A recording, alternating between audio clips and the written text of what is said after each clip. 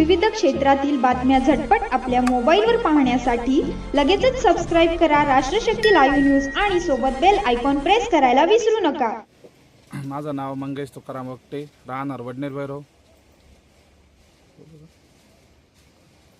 यंदा बागाची परिस्थिती खूप विकेट आहे आणि खूप बागा कमी आलेल्या आहे। 70 ते 80% बागा कमी आलेल्या आहे। तुम्ही बागाची परिस्थिती बघू शकता। एकरमध्ये 12, 13, 15, 20 क्विंटलच्या वरती माल नाही। त्याच्यामुळं द्राक्षाला मार्केट पण असं फार खूप नाही असं। काय कशामुळे नाही? नैसर्गिक हानी झालेली आहे। मागच्या वर्षी लवकर पाऊस झाला, त्याच्यामुळे काड्यामध्ये गर्भधारणा झाली नाही, त्याच्यामुळे हे माल कमी आलेले आहे। आणि आमची अशीच अपेक्षा आहे सरकारकडे का सरकारने कर्जमाफी करावी। खूप खर्च झालेले बागांना। एकरी किती खर्च आला आहे?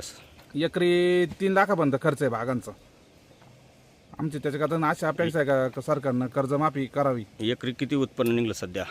सध्या एकरी 50-60 हजार लाखाच्या आतच उत्पन्न आहे सगळं। काय अपेक्षा काय तुमची? नाही, आमची अपेक्षा काय नाही, सध्या सरकारने कर्जमाफीच करावी अशी आमची अपेक्षा आहे सगळे शेतकऱ्यांची। वडनेर भैरवला 5 एकर शेती आहे। आम्हाला कर्ज भरणं कसं काय हा प्रश्न मोठा अवघड आहे। तर एकरी 10 क्विंटल सुद्धा रान निघालं नाही आहे। 3-3 लाख रुपये एकरी खर्च आलेला आहे। तर काय करायला पाहिजे? तर कर्जमाफी करावा तुम्ही साहेब असं। तर कर्जमाफी तरी झाली पाहिजे आमचीवाली असं।